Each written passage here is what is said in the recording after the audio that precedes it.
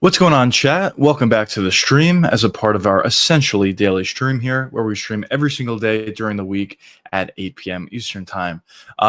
Since we talked last, there's been some things that have happened, some news, some talk about the previous fight card for UFC Noche, which turned out to be okay. I would say the prelims were not that good, but the main card itself was definitely good, and the main event itself was an amazing fight. I don't want to go as far to say it was a fight of the year because I still do kind of feel like Royval versus Joshua Van was better, but that fight was absolutely phenomenal. Sorry, boys. Let me just get myself settled here. John, what's going on, brother? Welcome to the stream. But in terms of news, let's get right into it. So the first thing we had is this. It's very, very unfortunate. But Fluffy Hernandez is out of this fight. The new main event is going to be RDR versus Brendan Allen. That fight itself is fine, but honestly, respect to RDR for continuing with this fight because initially, when it was RDR versus Fluffy Hernandez, that was a legitimate number one contender fight. But the fact that Fluffy had to pull out and now it's against Brendan Allen, the same cannot be said. If RDR beats Brendan Allen, he still probably needs to fight one more time before he gets a title shot. Maybe the UFC will reward him for accepting this fight. Who knows? But most likely he's going to need to fight again. But for Fluffy, it was not the same thing. So very unfortunate for this news. The other news that we had was Sean O'Malley was talking about his fight versus Song Yadong. We kind of talked about this a little bit on these live streams before. It does seem like Sean's next fight is going to be against Song Yadong. Here's him talking about it a little bit more, saying he can go in December, January, or February, or November even. So most likely that's going to be the next fight for Sean O'Malley. And I talked about it a couple times on the stream. I think it makes all the sense in the world. So that's the next thing. And then the most important news of the day was Sergey Spivak is going up against Shamil Gaziev. Gaziev's obviously gonna murder him. So it'll be a pretty easy fight for Gaziev. But that's the news that we had since the last time we spoke. What's going on, fellas? What's going on? Welcome to the stream. Involvers, yeah, 100%. I think it was very likely, honestly, it would have happened before. I know some people were saying that the winner of Fluffy versus RDR would fight for the belt next. I always felt like it was probably going to be Imavov next against Hamzat, but this essentially guarantees it. So yeah, I do agree with you. What's going on, brother? Welcome to the stream. What's going on, brother? Welcome to the stream. Sucks. Fluffy's out. Yeah, it really does suck. It really does suck. But what can you do? Well, we'll see what Fluffy's next fight when he's able to return. I don't know what sort of injury he has, but we'll see when he's able to return and who he fights whenever he does return. But yeah, that sucks. How do you think a 5-rounder would have went between Lopez and Evloev goes? I don't know. That's interesting. Evloev, honestly, obviously he did struggle a little bit with Diego Lopez the first time they fought. But the one thing that I'll say about Diego is he has gone 5 rounds before against Volkanovski, so it does seem like his cardio is a little bit better. In the past, in some of his other performances, it seemed like his cardio wasn't amazing, but in his fight versus Volkanovski, his cardio looked a little bit better. I don't want to say it's amazing, but it looked a little bit better. So I don't know. The physicality obviously goes to Lopez significantly. By the way, one thing I want to say about Lopez, he might have the greatest chin I've ever seen ever. Maybe that's an over-exaggeration, but some of the shots this guy's taking is just insane. And the thing is, not only is he taking the shots, but he's not even getting hurt. His chin is like literally insane. So I guess to answer, I don't know. I'll say Lopez, maybe. I don't know. It's a close fight. It's a close fight. But we'll see. And who wins? Jean Silva, Steve Garcia. I'm sure a lot of you people are going to disagree with this. Jean Silva is still becoming a champion. I really think so. And Jean Silva beats Steve Garcia. I really feel that way. I know it's probably not a popular opinion at this point, but I still think he's very good. He kind of just fought very silly, I thought, against Lopez. What's going on, brother? Welcome to the stream. Yep. Yeah, that was, as I was talking about before, that was a great fight to go to, obviously. The main card itself is pretty good. The main event was amazing. It's one of the best fights of the year for sure. Silva versus Lopez. I don't know if I want to say it was the best fight of the year. It's close. You can make the argument. It's honestly up to personal opinion. But yeah, that was an amazing fight itself, the main event. And we always thought it was going to be. So that was really cool that you were there.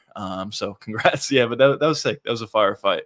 I told you, Logan, yeah, I mean, okay, I'll give my thoughts. Obviously, before this fight, I was, as I said multiple times on the stream, I put out multiple videos. I was ridiculously confident that Jean Silva would be able to get the win. And I'll give you my thoughts on what happened that night.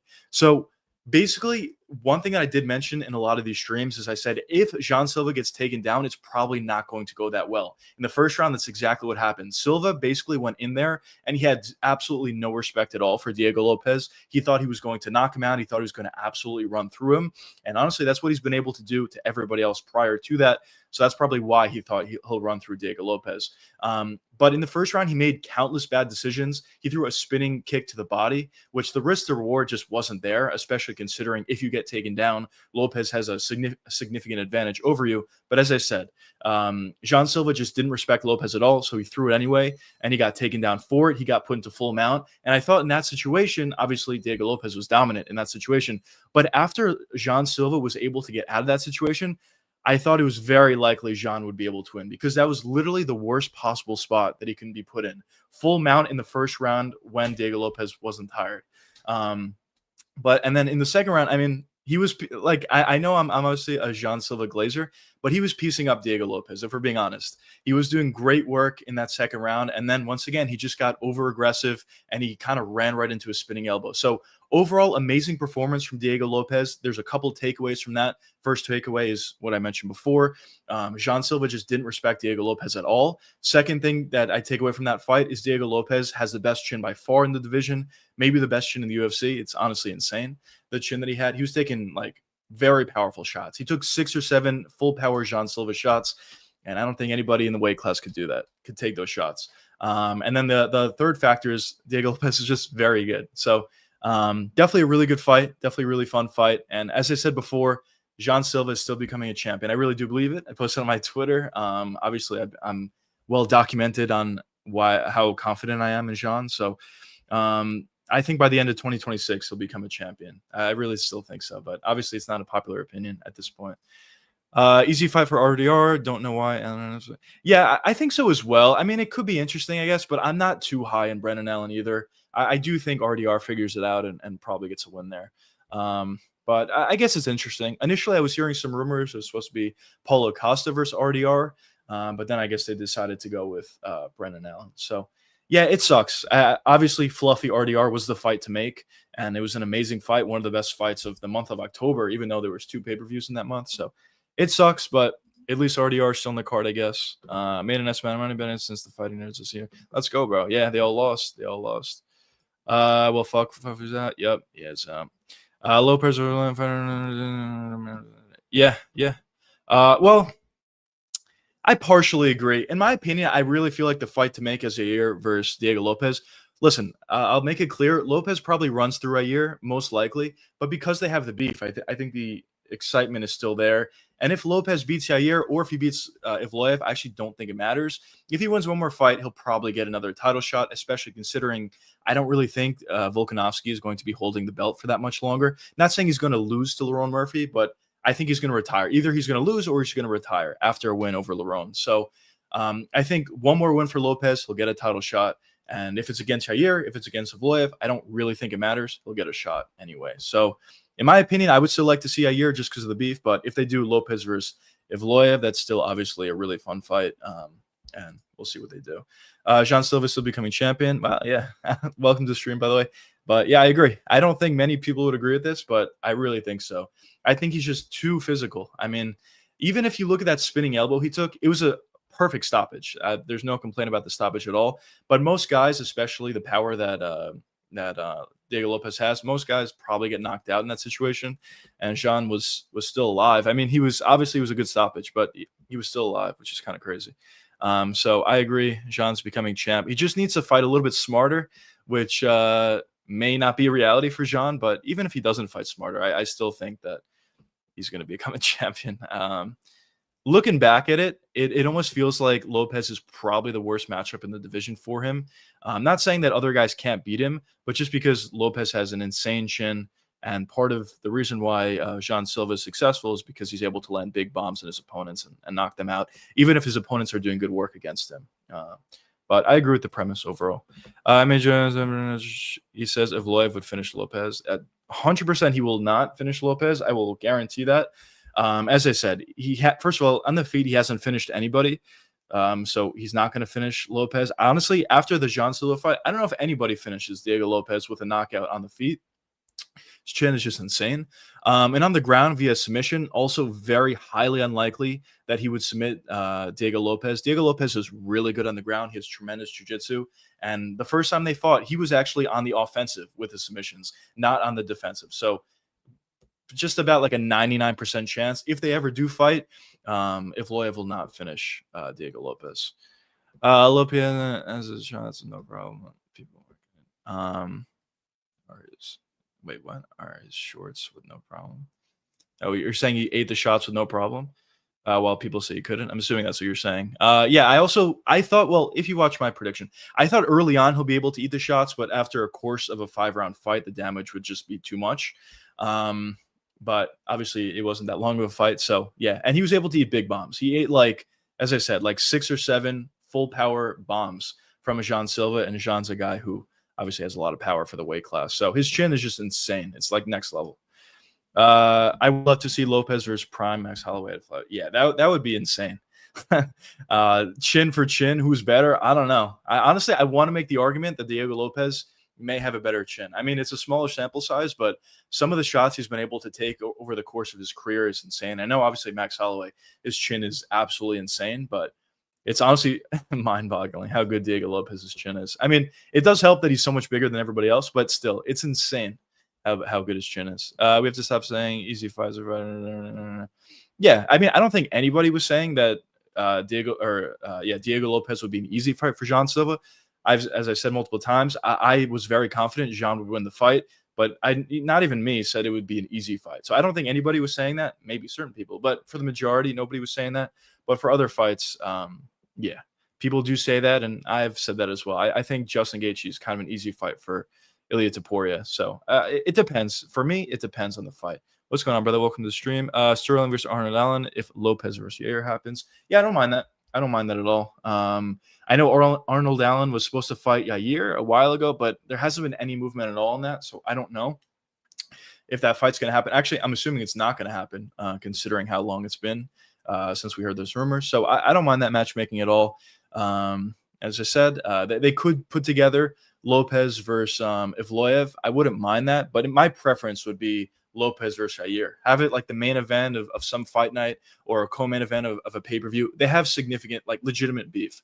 So put the fight together. It kind of makes sense. They're both coming off a win. They're both top 5 guys, I believe. Yair is 3 and Lopez is 2. Yeah, so it makes sense in terms of rankings. Why not put it together? What else we got here, chat? Just like Carlos will run through Edwards, which on paper Carlos should win, but I don't think it's a good idea to get him. Yeah, I think Carlos is going to win as well. Am I counting out Edwards? Not necessarily. I mean, obviously he still is a really good fighter. He's a former champion, and of course he could win the fight. But I personally think Carlos Prates is going to win. I'm not saying it's going to be an easy fight, but I do think he's going to win the fight. Jean needs to turn his head out. The guy's crying 1 minute, laughing the next. Seems unstable. Yeah, I agree with that. That I 100% agree with. He does kind of need to get his head sorted out. Obviously, as I said, in the fight, he just completely didn't respect Lopez at all. And it's, for some guys, of course, you can get away with that. I mean, he's gotten away with that throughout his whole UFC career. But talking about Diego Lopez specifically, he's a very dangerous fighter, and he proved that in the fight versus Jean Silva, as well as other fights. So going into a fight like that, just running forward into shots and not respecting your opponent at all against Diego Lopez specifically is not a good idea. So I agree with you. It seems like he's a little bit unstable. I think he has the talent, and obviously I went on record multiple times. I think he will become a champion by 2026, but at the same time, I do agree with you. We'll see how he comes back from the loss. He obviously did take a lot of damage, but we'll see. How good is featherweight Sterling? I think he's very good. I mean, listen, he has his shortcomings, of course. If guys are able to stop takedowns, Aljo's not going to be that effective. He definitely has his funky style on the feet that he could have success against certain people. But for the most part, obviously what he wants to do is take you down and submit you or land ground and pound shots or get on your back and threaten submissions. That's really what he wants to do. And if he's able to do that, he's very, very effective. And he's very dangerous for honestly anybody at featherweight. But when you look at a Movsar Evloev, he was able to, obviously did get taken down, but for the most part, he was able to compete on the ground. So It was a very close fight, but that turned out to be kind of a tough fight. Diego Lopez, honestly, could be a very tough fight for Aljamain Sterling. Yair Rodriguez, I think Aljo just takes him down and submits him. So I think that's a fight that he'll win. Lerone Murphy, I think Aljo probably takes him down, honestly, and submits him. So I think you beat him. So I guess to answer your question, Aljamain Sterling's very good. Is he going to become a champion? I don't think so, but he's very, very good at featherweight, and I think there's a lot of fighters he could beat, even guys ahead of him in the rankings. What's going on, brother? Welcome to the stream. RDR better get Hamzat if he wins. Yeah, we'll see. We'll see what happens. So in my opinion, it's definitely going to be Imavov getting the title shot against Hamzat, especially after this. But my initial thought was Imavov was going to get the title shot against Hamzat next anyway. But the winner of RDR and Fluffy was going to get a title shot in their next fight. So I guess possibly that still could be true, that RDR still gets a title shot in his next fight if he beats Brennan Allen. But I don't know. We'll see. It's just, I will say this: big respect to RDR, because after, as I said, fighting in probably a number one contender fight, now he's fighting Brennan Allen, who's way lower than him in the rankings, and probably it's not a number one contender fight anymore. So huge respect to him for taking the fight. We'll see. Maybe the UFC will repay him for doing this, for accepting a fight on short notice, kind of. And taking a step down in competition, I guess. So maybe he will get a title shot anyway in his next fight. But we'll see. We'll see what they decide to do with RDR. I feel like the UFC is trying to screw him over. Brennan will. I mean, I don't think the UFC is screwing him over. I think, Fluffy just had to pull out because he was injured. I don't think it's UFC screwing him over. It sucks. It definitely sucks. It's a bad situation. But I don't think the UFC had any control over that personally. Does Khalil get a title shot if he wins? It depends. So the only way Khalil gets a title shot if he wins, or maybe not the only way, but the most likely way that he gets it is if Magomed Ankalaev beats Alex Pereira. If Alex Pereira beats Magomed and Khalil Roundtree beats Yuri, I don't think he gets a title shot. It's possible, but I don't think so. The most likely way that he'll get a title shot is if Magomed Ankalaev wins the fight. But we'll see what happens. Obviously, that fight is amazing. Khalil and Yuri should be a good one. How about Hernandez or stoppage? What the fuck is looking at? At the very end, are you talking about what fight was that? You're talking about like when the bell rang, and was it that fight? I'm pretty sure it was.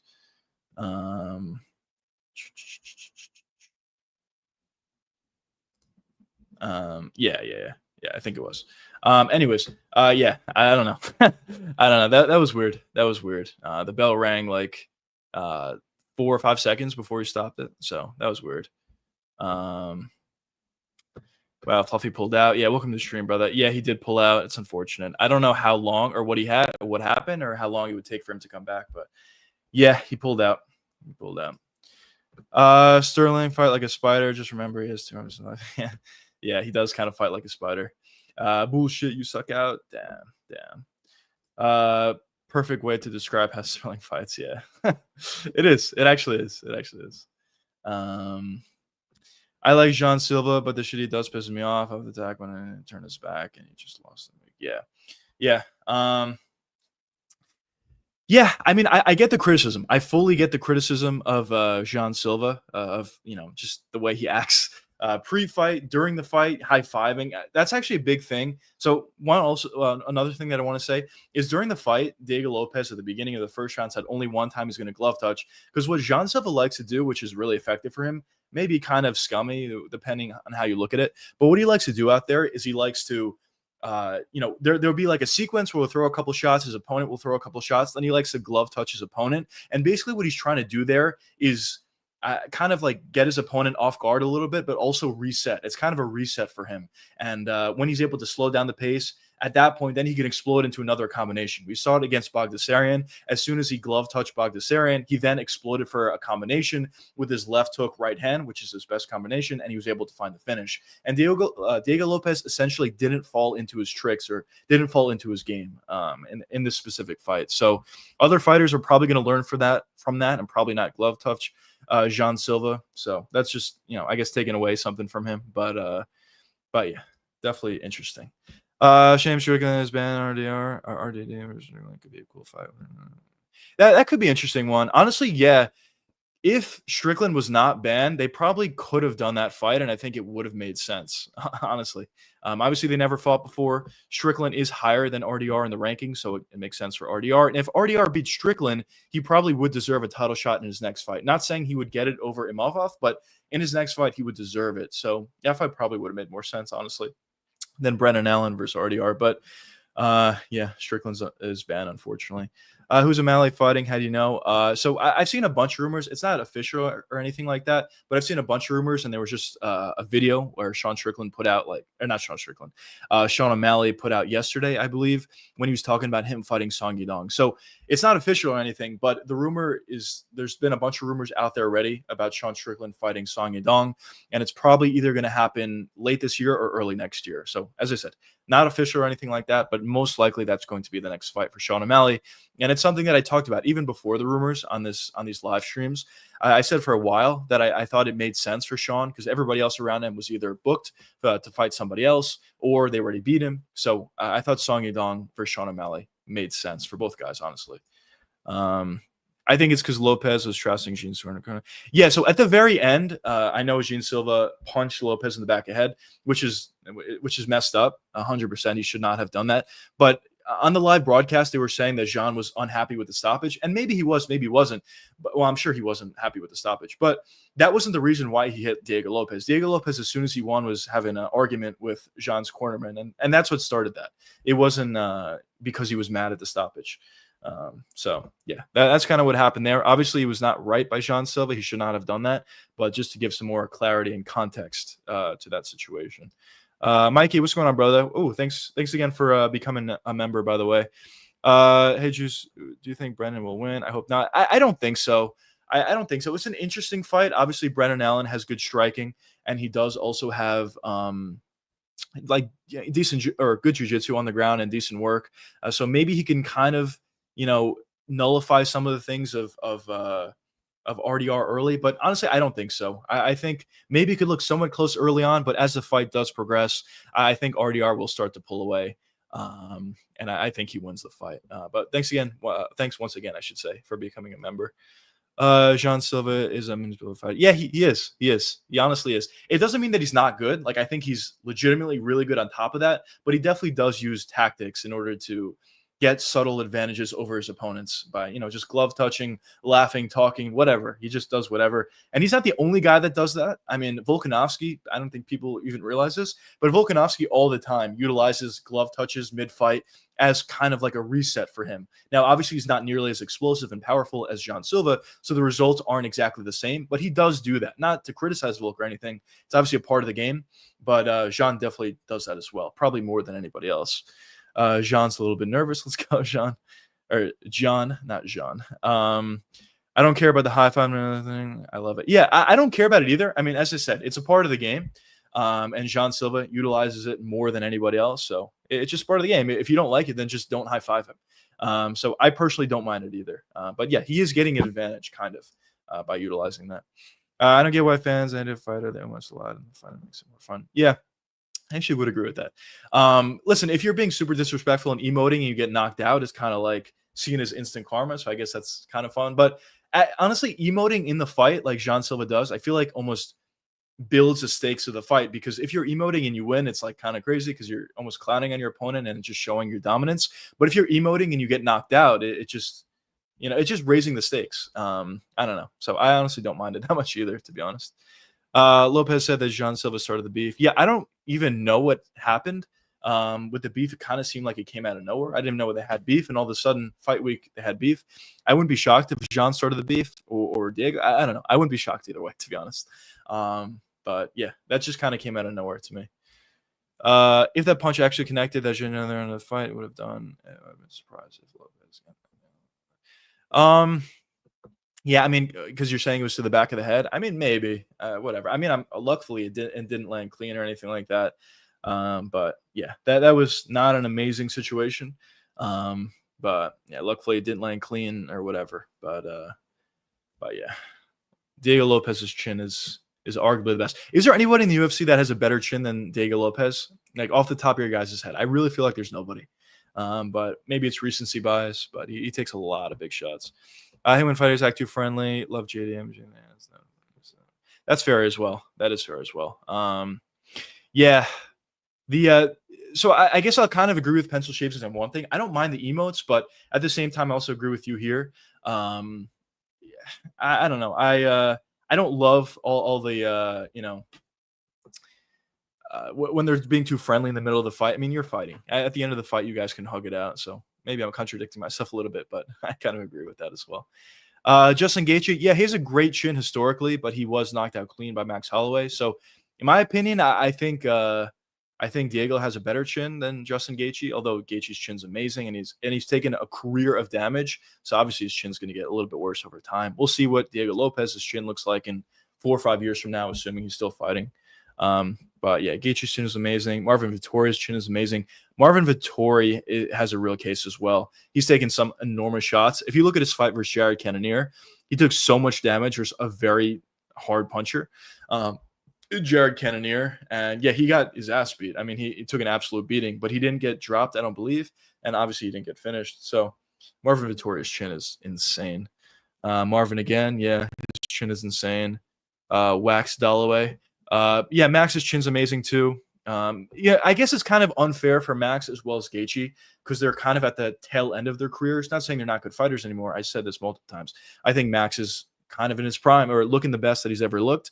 But the thing with Max and with Justin, they've already taken a lot of damage. So their chin is going to naturally get worse. But for Diego Lopez, he's kind of younger in his MMA career, so his chin looks better. So I guess it's kind of unfair comparing them. But yeah, obviously they have amazing chins throughout their careers and definitely now as well. Bilal's chin's underrated. Yeah, I actually agree. He took a lot of big shots from JDM and he didn't really get hurt that badly, or if at all. I know he was knocked out in the past, but his chin is really good. I would agree with that. I actually do think it's underrated.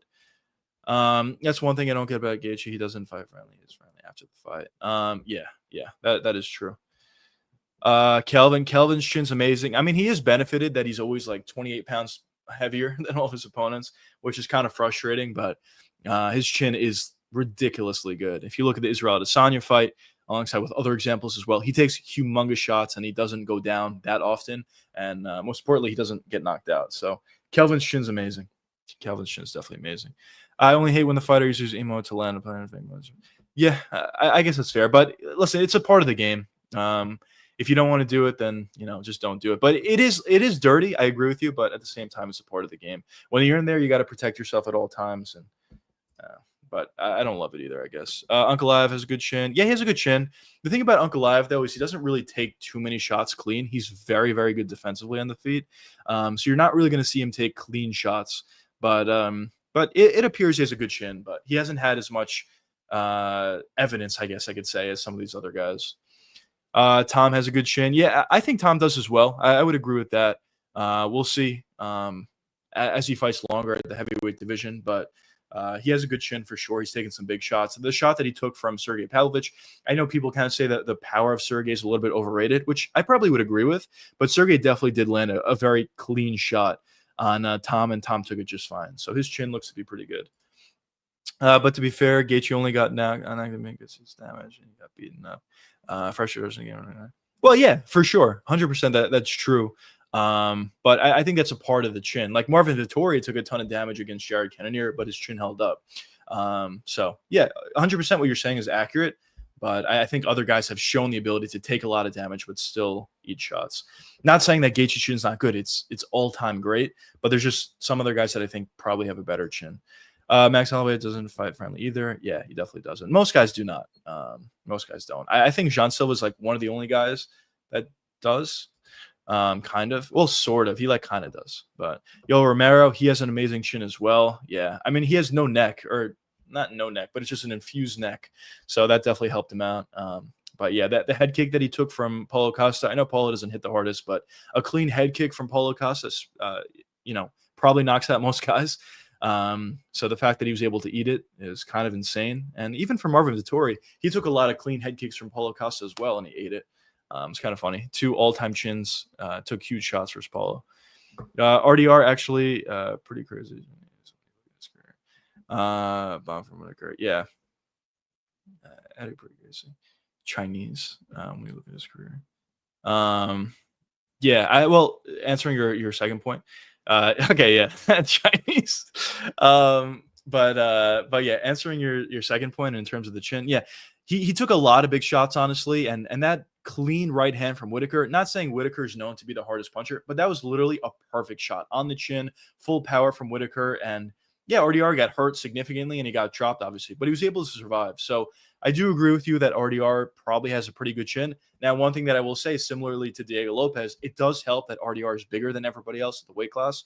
Of course, it's going to help your chin, but still, he has a great chin. He definitely has a really good chin, and yeah, and Chinese. Francis Ngannou got a chin. Yeah, he does as well. I was very surprised. He has a great chin, actually. I was very surprised to see him get like completely knocked out versus Anthony Joshua in the boxing fight. I know it's a completely different fight, but still, I was very surprised to see that. For the most part, in his UFC career and his MMA career in general, he's taken a lot of big shots and he's been fine. So his chin is great. Shavkat got a chin from Hal. Yeah, Shavkat's got an amazing chin as well. The thing I'll say about Shavkat is he's an amazing fighter, and I always thought he was going to become a champion. I know the injuries kind of derailed it a little bit, and we'll see where he goes from here.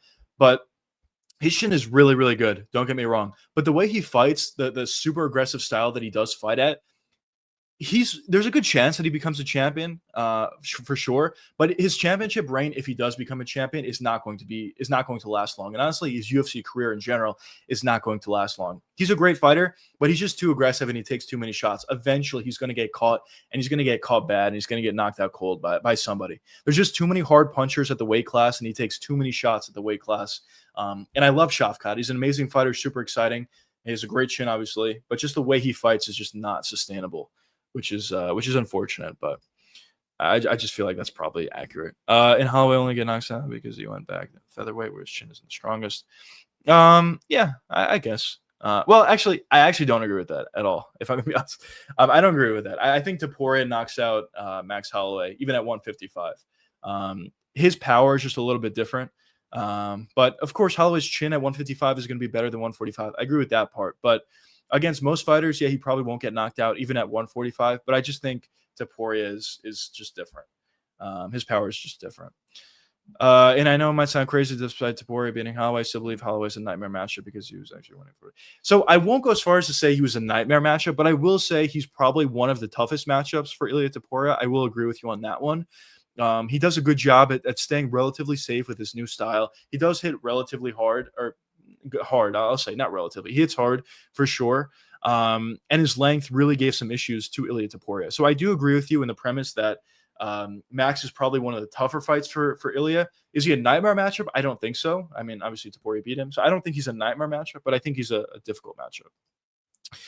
To be honest, Joshua wasn't really punching him as a boxer. Definitely it's harder because of the way they practice. Yeah, that's fair. That is fair. Yeah. I know a lot of people were making the arguments who hits harder, Deontay Wilder or Francis Ngannou. I think it's probably Deontay Wilder. I mean, he has bigger gloves and he's knocking guys out clean. So I probably would agree with you on that point.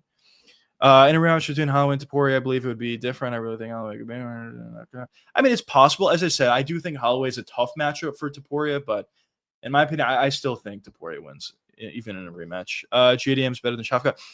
JDM is a nightmare matchup for Shavkat. I really think so. As I said before, Shavkat's an amazing fighter. He is. He's really, really good.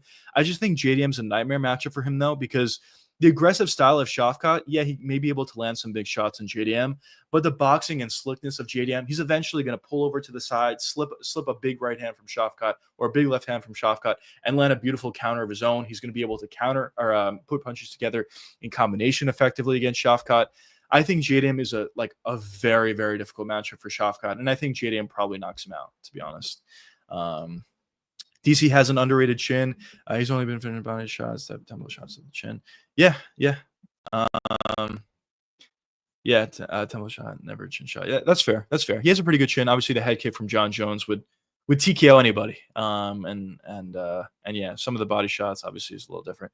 But yeah, DC definitely has a really good chin, and that's not to mention at heavyweight, he was fighting guys that were a lot bigger than him, and he was able to take some big shots. So I agree with you. I remember people saying 3 years ago that they wanted Sham Shavkat versus Hamza in 3 years. Only 3 years. Yeah. Yeah, that's crazy. That's crazy. I would still love to see that fight theoretically, but there's just, it's just, I don't know. It's just interesting. Obviously, I don't think I don't think Hamzat is going to move down to welterweight anytime soon. Could Shafkat become the champion, or could he just move up in general to middleweight? Maybe he decides to do that. But obviously, at this point, it's significantly less likely that we see that fight, unfortunately. That's what I was meaning to say. Not nightmare matchup, but tough matchup. Yeah, I agree with you on that one. I do agree with you. He is probably his toughest matchup. I would say it's interesting to see how Arman Saryukin would match up against Ilia Topuria. I think Topuria still beats Arman, but it would be interesting to see how he deals with the wrestling. Islam Makhachev at welterweight could be a very difficult matchup for him as well. But Max Holloway at 145 or 155 probably is the toughest fight for Ilia. Cain Velasquez cardio overrated. I think it's over. I think his cardio was really, really good. Is it overrated slightly? I mean, maybe, but I think he had amazing cardio personally. I believe Holloway will need to make some adjustments to deal with Topuria. Last name is yeah, of course. He definitely would need to make some adjustments. I honestly think that's true for both parties. Topuria did take, some time in that fight before he was able to start to get going and before he was able to land big shots of his own. So both guys would definitely need to make the adjustment going into the rematch. But yeah, as I said, I still think Topuria wins. But to be completely honest, all this talk about Ilia fighting Max Holloway, it would be cool. Obviously, as I said, it is his toughest fight, I think, or one of his tougher fights. I'll at least say that. But I just don't think it's going to happen. I don't think Max Holloway is going to get a title shot against Ilia Topuria. To be honest, could Max Holloway get a title shot at 155? Yes, obviously, probably with one more win. But if Ilia Topuria is a champ, I don't think Max is going to get the title shot. And also, as I said, I think Topuria is probably going to move up to welterweight pretty soon with one more win over whoever he fights. And I don't think Max is going to move up to welterweight. So, yeah, I don't know. I don't think the fight's going to happen. But theoretically, if it did happen, it would be cool. But, yeah, that's kind of how I see it. But definitely a lot of interesting matchups for sure at 155. There's definitely a lot of matchups that I would personally like to see coming up, but we'll see. We'll see what happens. Has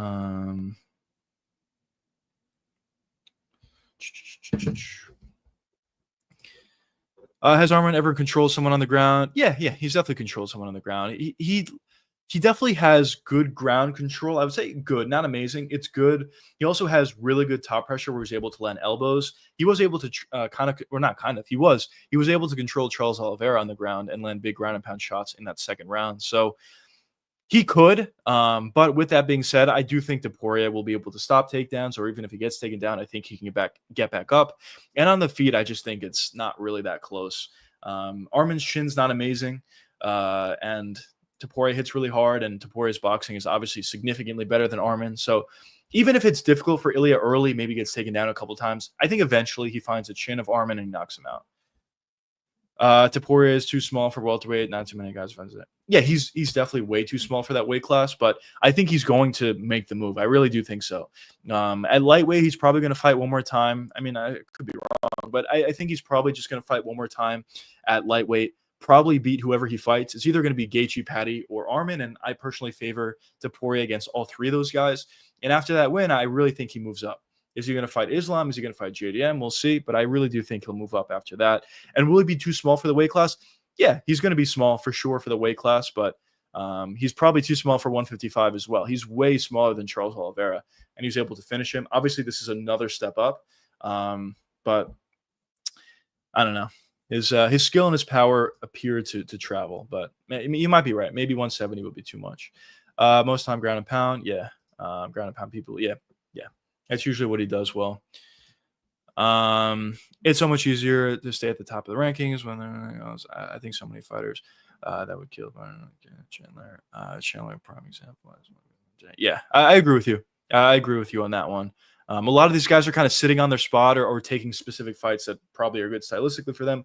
But I would agree with you. There's probably a lot of guys behind the fighters that you mentioned in the rankings, as well as guys that are unranked that probably would beat those guys for sure. I think Rufy beats Michael Chandler, and he's unranked. That's just an example coming off the top of my head.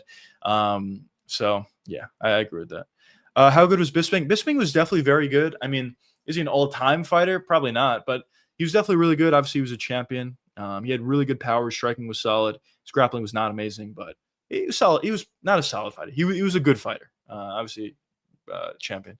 What's going on, brother? Welcome to the stream. O'Malley fight confirmed. It's not confirmed officially, but it's like all but confirmed. There's been a ton of reports on this I've seen from reputable sources a couple times, and just yesterday or today or yesterday, I don't remember. But over the last couple days, Sean O'Malley went on his podcast and was talking about him fighting Song Yadong either in late this year or early next year. So I think it's all but confirmed. They don't know the exact date of it, but I think both of them are going to fight each other. And as I said before, I have talked about this a lot on a lot of my live streams, but I do feel like that fight makes a lot of sense. For Sean O'Malley, he lost twice to Merab. Obviously, he's not going to fight for the belt again. And a lot of the guys under him already have fights booked. Umar has a fight booked. Peter Yan is not going to fight again before he fights for the belt against Merab. Corey Sandhagen is fighting for the belt. Song Yadong is number 5. And I just think he makes the most sense out of everybody else. Not to mention Figueiredo, Chito Vera, Batista, all have fights booked. So I think it makes sense. I was praying, oh man, that is most. Yeah. That obviously they do have beef. It is kind of unfortunate. Listen, I think in terms of the rankings, doesn't make the most sense as Sean O'Malley is number 1 in the rankings and Henry Cejudo is number 11, and Cejudo is also coming off a loss. So I don't really know why they would give him that big of an opportunity. And also Dana seems to hate Henry Cejudo because he retired early. But yeah, in terms of the fight itself, I would also kind of like to see that happen, to be honest. That would be a really funny fight. And obviously they did have the beef. But I think Sean probably would win that fight at this point in Cejudo's career. Holy shit. How shit was Chris Weidman? Yeah, he was not amazing. I mean that sequence where he was able to finish our boy Anderson Silva. It was kind of like a weird sequence where Silva was just overconfident and showboating and get knocked out for it. But Chris Weidman was, I mean, he definitely had success, obviously, but he was just like, he was all right. I would say that. And at the tail end of his career, his last few fights in the UFC, I think he was actually really bad. How O'Malley is number 1 after losing. Yeah, I have no idea. I mean, obviously he gets preferential treatment. I have no idea how that's accurate. Probably accurate rankings, according to me, would be obviously Merab as champion. Number 1 contender at this point should be Peter Yan. Number 2 probably should be Umar. 3 should be Corey. And then you could put Sean O'Malley at 4. I wouldn't have any problem with that if you kind of just basically you trade out Peter Yan with Sean O'Malley and put Corey ahead of Sean. I think that makes sense in terms of the rankings. Sean is the number 1 contender, being on a 2-fight losing streak is alongside with losing to the champion twice in those 2 fights. Doesn't really make sense how he's still the number 1 contender. How far does Reinier go? Not far at all, in my opinion. I don't think he's good at all, if I'm going to be honest. He's super physical, and I talk about this in a lot of my videos. I guess I'm kind of going counter from what I normally think, but he's super physical, which is why he got to the point where he's at today. Kind of, having success, and I believe he's undefeated in the UFC, even though he should have been. He probably lost 2 of those fights. But I don't think he's very good. He relies heavily on his physicality, and eventually he's going to get caught for it. I know he's fighting a lot of guys that are outside the rankings, but once he starts to fight in the rankings, and once he starts to fight good fighters in the rankings, I think he probably, gets knocked out, or at the very least takes a historic amount of damage. I personally don't think he's good at all, but we'll see. I could be wrong. I think he has good control. Yeah, it's fine. It's fine, but it's not like just having good control is not going to be enough against some of these really good fighters. Of course, he hits hard, and I guess he can theoretically knock anybody out, and he can take shots pretty well. But I just really think he's just too aggressive on the feet, and as he rises in the rankings of his weight class, which he's probably pretty close to getting a ranked fight. Probably his next fight will be against a ranked fighter. It's going to be difficult. Could he make it into the rankings? Of course he could. I mean, it definitely is possible. I just don't ever think he'll become a champion, and I definitely don't think he'll ever become top 10, honestly. But we'll see. I could be wrong. Obviously, I've been wrong a bunch of times in the past. So we'll see what happens for Fakhretdinov, but I don't think he's that good, personally. But yeah. What do we got here? I know there's a footy game going on. That just want to see what the score of that one is. 1 second, fellas. My bad. All right, yeah, we're good. But yeah, anyway, so for Fakhretdinov, yeah, we'll see. We'll see. I'll put it that way. Um, but yeah, unfortunately, this upcoming weekend we don't have any pay-per-views or even a fight card at all this weekend. So for tomorrow, we do have our Dana White Contender Series, which I will be doing a watch along for. So if you guys are interested, be sure to check that out. But yeah, in terms of fight nights or pay-per-views, nothing this weekend. Unfortunately, we got to wait till next week. The card next week is pretty good. The main event is definitely really good. The rest of the card is fine. Junior Tafa being in the co-main event, I have no idea. I'll definitely be making a video talking about that specifically. I think it's absolutely absurd. He's a terrible fighter. But the card itself has some decent fights. They're in Perth. It's good. The main event's fun, so it's fine. But getting into October is really when we're going to see the good fights. It's really unfortunate that we're not seeing RDR versus Fluffy, but still, that month is still going to be really good. How good was Kevin Lee? Kevin Lee was just all right. He was okay. His chin obviously was never amazing, but he had good wrestling. There was occasions where he showed decent striking, but he was just all right. Donald Cerrone was saying that he wanted to come out of retirement to fight his last two fights of his contract. I mean, I don't know. Is UFC going to bring him back? I don't think so, to be honest. I know Donald Cerrone was on the juice, like significantly on the juice after he retired. So I don't know if that's out of his system. Probably it is if he's going to make the return, but I don't know. I don't have too much interest in it personally. Is UFC going to have interest in it? Maybe, but honestly, I don't think he'll fight in the UFC again, if I had to say. But who knows? He said he's 2 fights on a contract with the UFC and he wants to fight them out. Yeah, we'll see. I don't know. I personally just don't have that much interest in it. He's been retired for a few years already, and even at the tail end of his career, he wasn't that good. So after taking some time off, is he really going to be that much better than he was? Is he really going to have success? Honestly, probably not. So we'll see. Remember when everyone was good? Yeah, Michelle Pajeda is honestly really unfortunate. Like, he's very athletic, like insanely athletic and very physical. It just he never had good cardio. And when you look at some of his more recent performances, his cardio is maybe the worst cardio in the entire UFC. It's insane how bad his cardio is. In his last fight, he literally gassed out, or not his last fight, 2 fights ago. He literally gassed out in the first like minute or 2 minutes of the fight, which is insane to gas out that quickly. So that's the problem with him. And in terms of his actual skill, yeah, it's not amazing either. But I think the real reason why Michelle Pajeda has a lot of trouble is his cardio, which is absolutely awful. Obviously, he got knocked out in his last performance quickly, which has nothing to do with his cardio, but I think his cardio is his biggest issue. He said he will be fighting at middleweight if he comes back. Okay, yeah, interesting, I guess. Fluffy took Michelle. So yeah, that was really, really bad.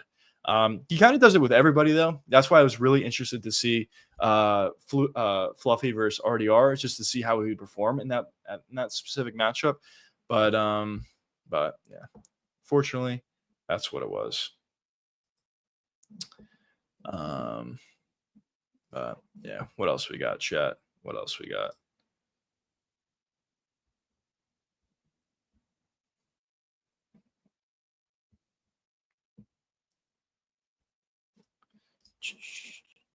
But yeah, we'll see. Well, I'm really hoping we get some big news coming out soon. Obviously, there has been some good cards, but for the most part, in terms of news, there hasn't been much, and it does feel like there's a lot of fights that should be announced or could be announced.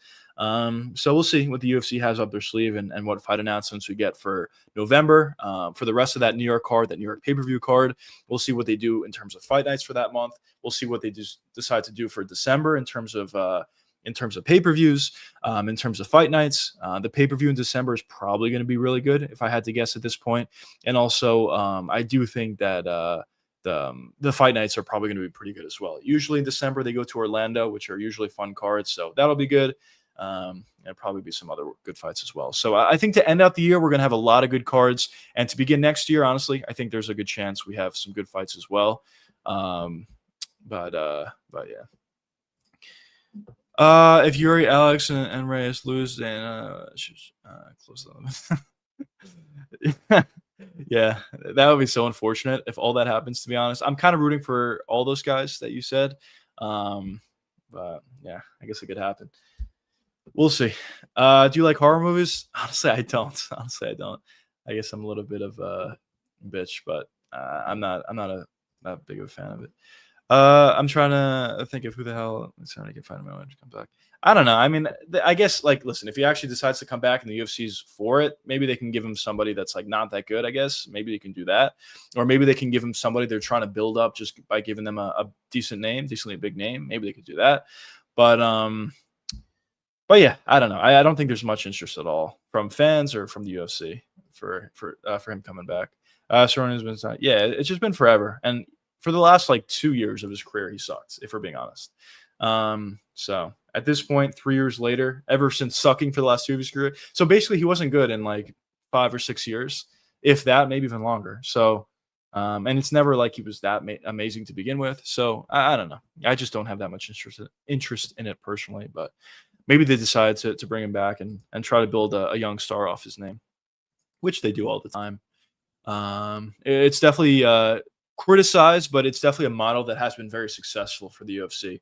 Just given these young up and comers, guys that the UFC thinks are going to be really good, giving them big names that probably are washed, and going from there. So maybe they do that with Cowboy, but I don't think they're going to bring him back. If you had the chance, what division would you?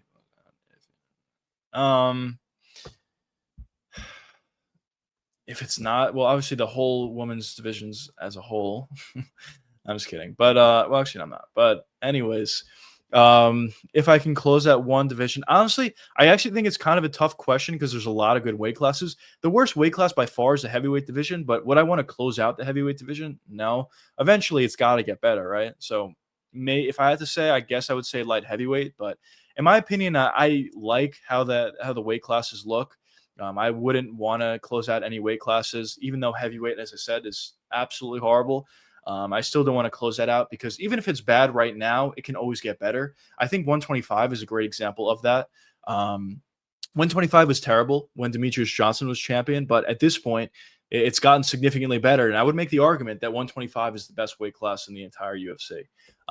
So even if a weight class looks bad at this point, in 5 years from now, 10 years from now, it could be the best weight class in the UFC. So you always have that fluctuation with these weight classes.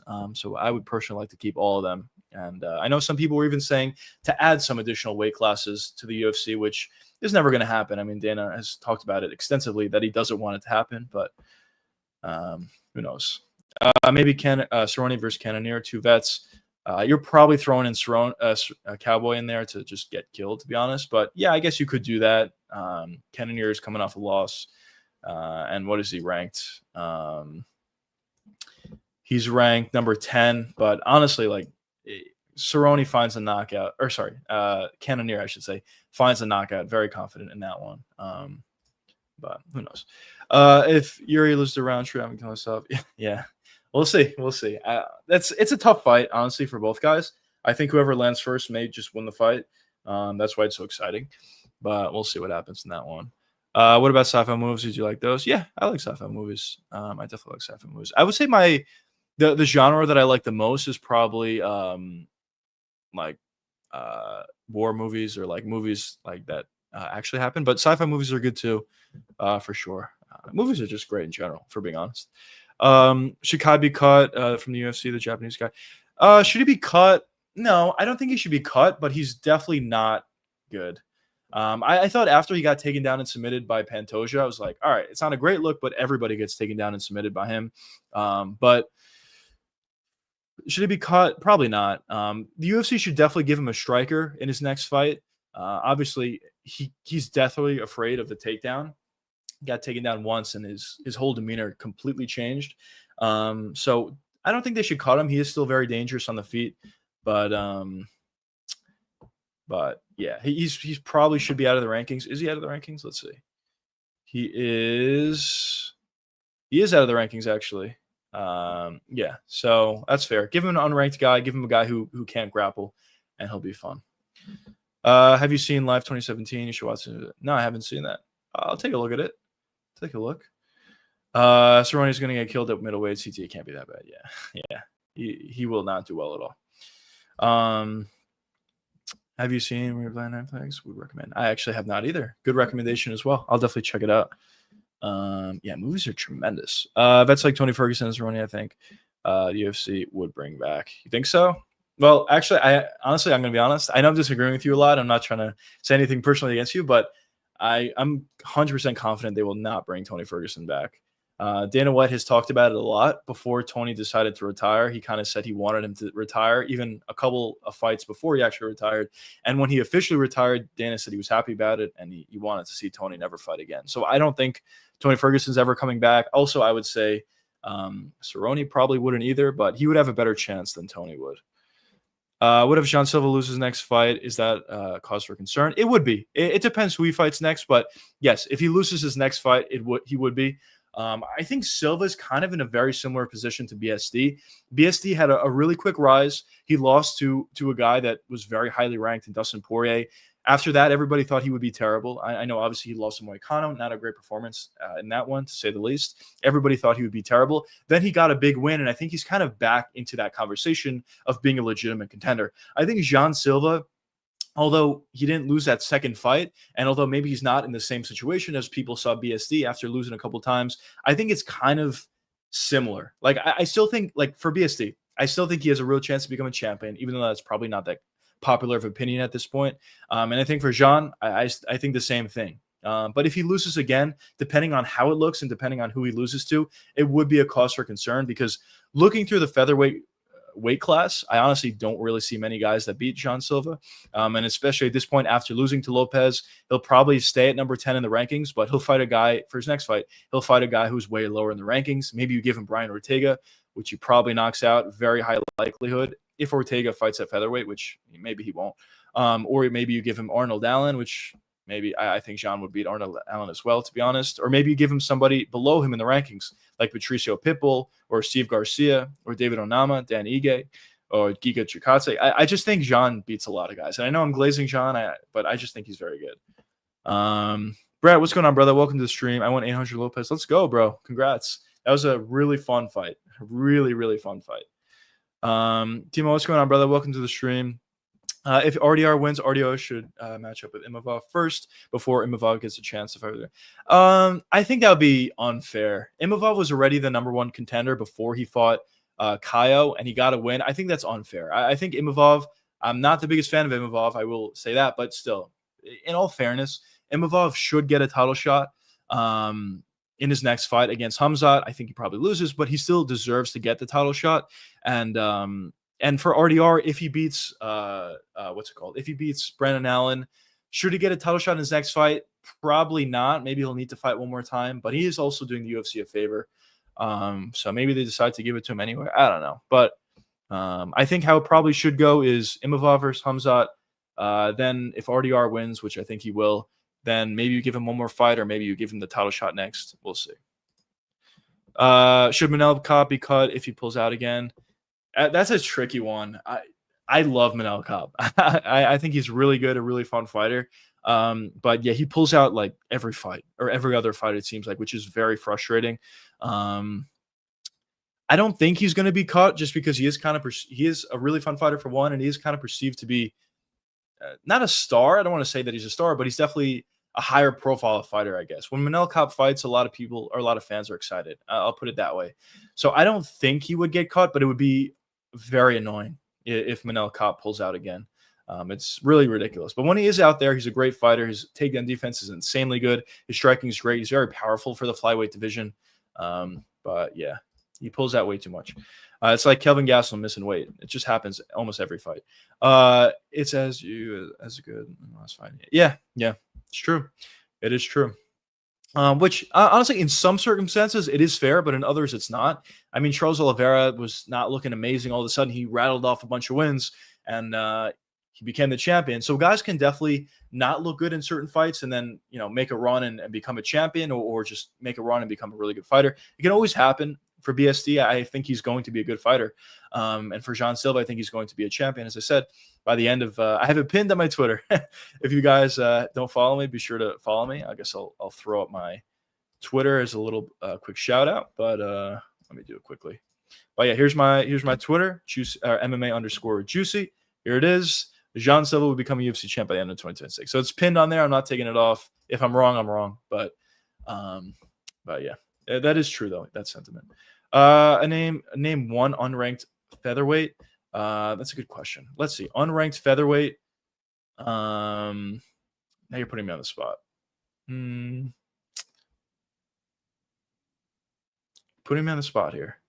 I definitely do know it, and it's obviously a bad look for me. I definitely do know some unranked featherweights, but now I can't think of any. Unfortunate, chat. Fail, but yeah. What's going on, brother? Welcome to the stream, Jay. Silva was winning that round until the elbow. Yeah, I agree.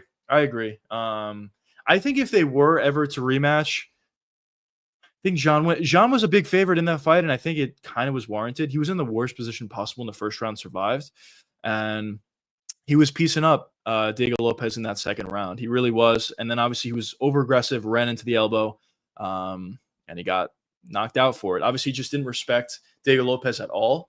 So that's kind of a problem with Jean Silva. But yeah, he definitely was winning that round. But I guess you can say that about a lot of guys. He was winning until he wasn't. Who has money to pull out? Yeah, that's a good point. That is a good point. I guess obviously, what's his face? Manel Kopp does. he has a ton of money. Or who can they do? Cerrone versus Thompson, Wonderboy Thompson. I guess. Why not? I guess I could do that. Charles Dubron screw turn around back in 2018. Yeah, so it could certainly happen. You can never really write off some of these guys.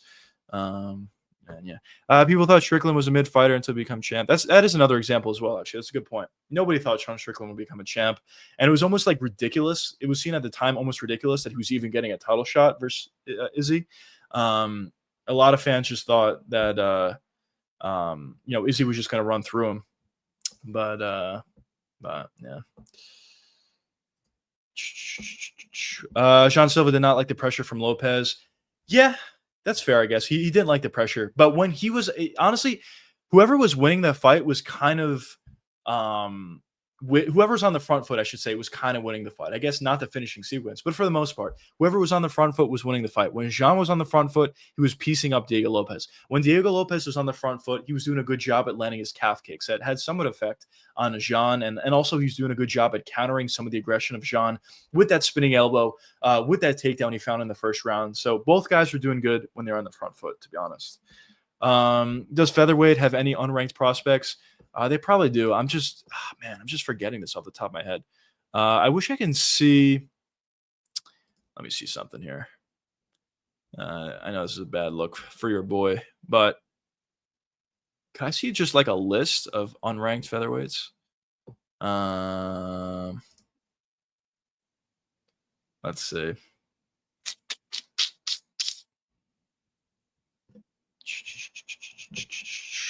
Here we go. Featherweight. Show me a list. Hader Emil. He's okay. He's not. I wouldn't say he's a prospect. Let's see. Let's see if I can find anybody here.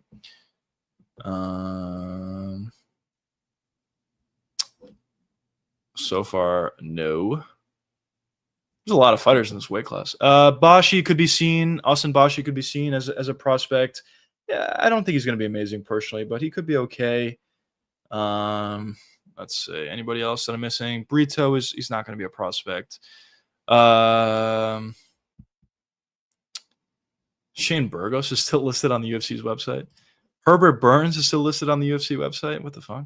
Alex Caceres is still listed. What is this? Morgan Charrier, I don't think he's going to be that good.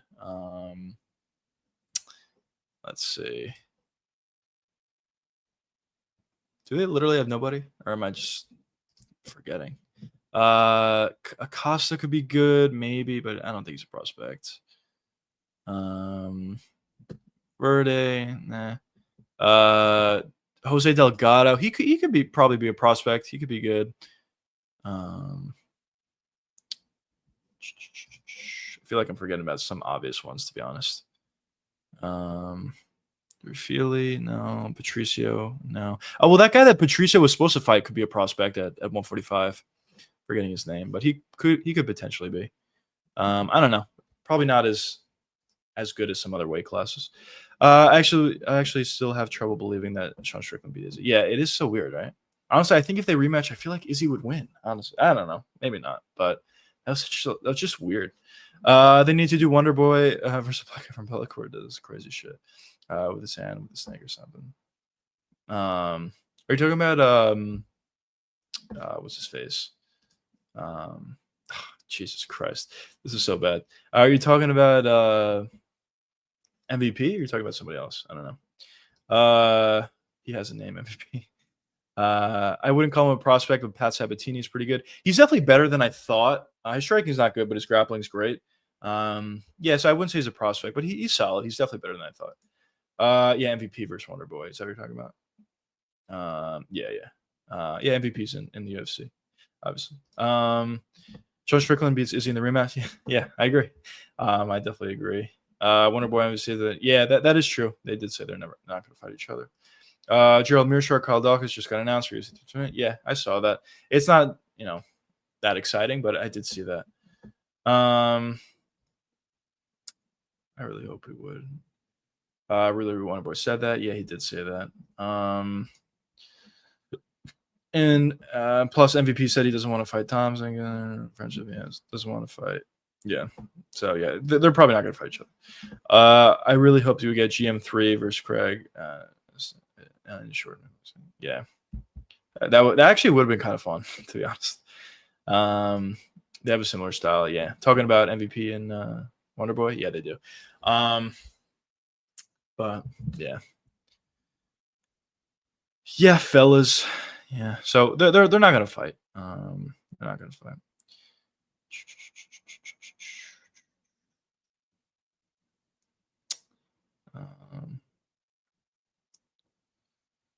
What else we got? How do you think Diego's would do a lightweight? I love Diego Lopez. I feel like I'm like going against him a lot, and people may think that I hate Diego Lopez. He's a really fun fighter, and I think he's good. I don't think he would be good at all, honestly, at lightweight, just because a big reason, I think it actually kind of showed in his fight versus Jean Silva. A big thing that he utilizes is his physicality. He can take shots better than everybody else or than anybody else at 145. And if he moves up a weight class, obviously guys are going to hit harder, and he's not going to have that physical size advantage over his opponent. So I think it would just be difficult for him to be as successful in the type of way that he fights at 155 as compared to 145. So not to like go against him so much, but I don't think he does that well at lightweight, to be honest. Craig retired, I think. Yeah, he did retire. Dana versus Hamzat. Why not? Put it together. Ian Gary, better fight Brady. Yeah, it's a fight that makes all the sense in the world. I know he kind of said that. Well, I don't know if he said, but it came out that he didn't want to fight Sean Brady the first time. But yeah, that fight makes a lot of sense. And I don't know the reasoning for why Ian Gary didn't want to fight there. Hopefully he does eventually fight him. But yeah, I don't know. Hopefully everything's all good there. Or well, not all good there, but hopefully the fight happens. I'll put it that way. But yeah. Pantoja should run it back with Figgy. That would be interesting. Yeah. But obviously Figgy's up a weight class already at this point. And he's also coming off a loss. So I don't know. It's probably not going to happen. It could be interesting if they put that fight back together, but it's probably not going to happen. I think for Pantoja, obviously he's fighting Van Next. If he does beat Van Next, which is no guarantee, but if he does beat Van Next, I think the next guy would be the winner of Brandon Moreno versus Tatsuda Taira, with the UFC hoping Tatsuda Taira wins that fight. But even if Brandon Moreno beats Tatsuda, honestly, I think there's a chance they do Moreno versus Pantoja again. At that point, I think Moreno would probably deserve the shot. And then from there, maybe Manel Kopp can get a shot after that with one more win, and from there we'll see. UFC needs to have custom design shorts with the sponsor. Yeah, they're not going to do that, if we're being honest. But at the very least, they are giving guys an opportunity to have custom shorts. Not all fighters, but champions and higher caliber fighters are getting custom shorts, which I guess is cool. But in terms of the sponsorships, yeah, it's unfortunate, but it's not going to happen. Avoiding grapplers makes sense, but still annoying. Yeah, it does make sense. I mean, he did fight Shavkat, who's probably not as good of a grappler as some other guys, but he is good for sure. But yeah, it is kind of annoying. We'll see. Maybe he does fight him eventually. I mean, he does kind of pride himself going into the Shavkat fight, even though he lost. He was saying, I fought Shavkat, even though nobody else wanted to. So you can't say that and then avoid Sean Brady. So hopefully, eventually, we'll see Sean Brady versus him. How well do you think Sandhagen is going to do?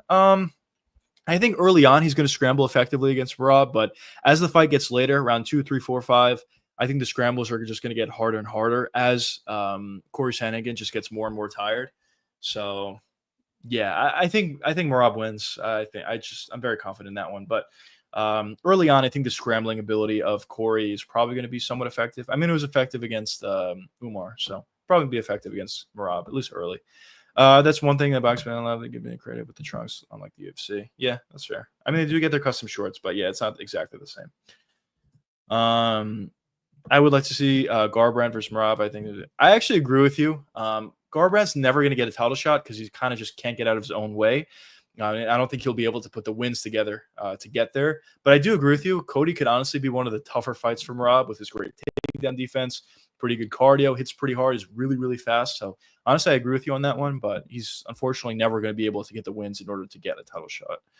Merab just needs to get caught coming in. Yeah, that's fair. Yeah, I would agree with that. Pantoja beat Mexican guy 3 times, no more. Yeah, I mean, I do hear it, but at the same time, I mean, I don't know, like what more is Moreno going to do? And if it is Moreno versus Tatsura Taira and Moreno beats Taira, who gets, and assuming Pantoja beats Van, who gets a title shot at that point? Like, what are they going to do if it's not Moreno? We'll see what other matchups they put together. Maybe they'll put together Manel Kopp for somebody, and if Kopp wins, then they'll just give it to him. But I don't know. Moreno has already beaten a bunch of guys, and adding the Tatsura Taira on top of that would be a lot. But yeah, I'm excited for the scrambles. Sandhagen, I see a lot of people calling Sandhagen, but he's fun to watch. Yeah, Corey's definitely fun to watch. I mean, the only boring performance that I can remember of him as of late was him versus Chito Vera, but in that fight, he tore his biceps, so can't really blame him for that performance. But for the most part, he is fun. He is a nerd, but he's fun. I'm picking Sandhagen. I think his BJJ to slow down around with his elbows will be huge. It's always the one. Yeah, maybe. Honestly, in my opinion, obviously I was wrong a bunch of times, just to preface, but in my opinion, I don't really think Corey has that much of a chance. I just don't really think he's going to submit Merab off his back. But as you said, I guess, if Merab's not paying attention or if he's not being cautious, he could always get caught in a submission. Who knows? But we'll see. We'll see what happens. 2 minute front. Yeah. They did take away a lot of sponsors. Saying it also trains with Ryan Hall, so I'm interested to see how their game plan. Yeah, that'll be interesting. I mean, he's definitely not gonna do those rolls the same way that Ryan Hall does, but on the ground, maybe he'll go for some cheeky submissions, and it's possible. I mean, I don't know. I don't think it'll happen. I don't think you're going to be able to submit Merab, but maybe he can catch him off guard with a couple submissions and maybe find a submission, or at the very least get back up utilizing those submissions. So who knows? Pantoja has a division on lock. Yeah, he really does. I mean, he's beaten everybody. I do think Van is one of the tougher fights for Pantoja, but I still favor Pantoja, even with that being said. And obviously, he's already beaten so many guys at the weight class. It's pretty incredible what Pantoja has been able to do, just beating everybody. And obviously, for the big critique about the flyweight division is, yeah, those guys are really good, but they don't find a lot of finishes. Pantoja is finishing everybody. Most guys, at the very least, I should say.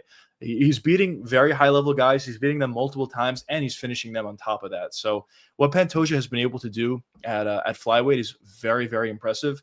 And yeah, he's just good. He's just very good. And who knows? A couple more wins, he could be considered the GOAT of flyweight. I know people consider Demetrius the GOAT of flyweight at this point, which is probably fair. But with a couple more wins, especially considering the caliber of guys that Pantoja is fighting, it's at the very least an argument. But we'll see. We'll see how he does against Van. Pantoja versus Sandhagen would be sick. Yeah, that would be sick if Corey could cut off a leg to move down, but or even, I guess, Pantoja just moved up. That would be very fun. The scrambles would be fun. Obviously, on the feet, it would be kind of fun as well. Probably would give the advantage to Corey on the feet. But yeah, that would be interesting. But yeah, Pantoja's never moving up, unfortunately. Sucks, but I don't think he's moving up. Toptoro had Ryan Hall's head bounce off the canvas. Knocked out the jiu-jitsu nerd. I love that title. Mighty Mouse couldn't beat Pantoja. Honestly, it would be a really interesting fight. I honestly think I agree, though. I think I agree with that premise. That statement. but it would be very interesting at the very least. Pantoja beats Mighty Mouse prime for prime. Yeah, you guys both agree. I think I would agree with that. Just the way Pantoja fights, his athleticism, his physicality, which I talk about all the time. Also, the guys he was able to beat along the way, as I said, was significantly higher level and higher caliber than what Mighty Mouse was able to do. So, yeah, I do agree with it. I do agree with that for sure. But obviously, both guys are amazing. Both guys are obviously all-timers. But, yeah. People say Sabit could be champion. What are they smoking? He honestly he may be able to be champion. It's just his cardio is just such a big issue. It's so hard to get past that cardio. That's the problem. But in terms of his skill, he's obviously very good. But especially, I mean, he was gassing on 3-round fights. So in a 5-round fight, that'll be really tough. So I don't know.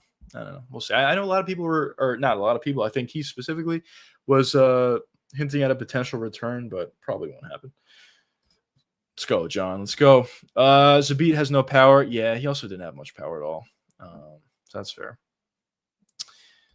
Zabit ass in 3 rounds. Yeah. His cardio just no cardio. I mean, he was obviously very skilled, but his cardio just was not there at all. By the way, did you boys watch the Canelo Crawford fight? And what'd you think about it? I thought it was fine, but one critique I have about boxing, which is not about like the matchups themselves or whatever, I just think it's about the sport itself.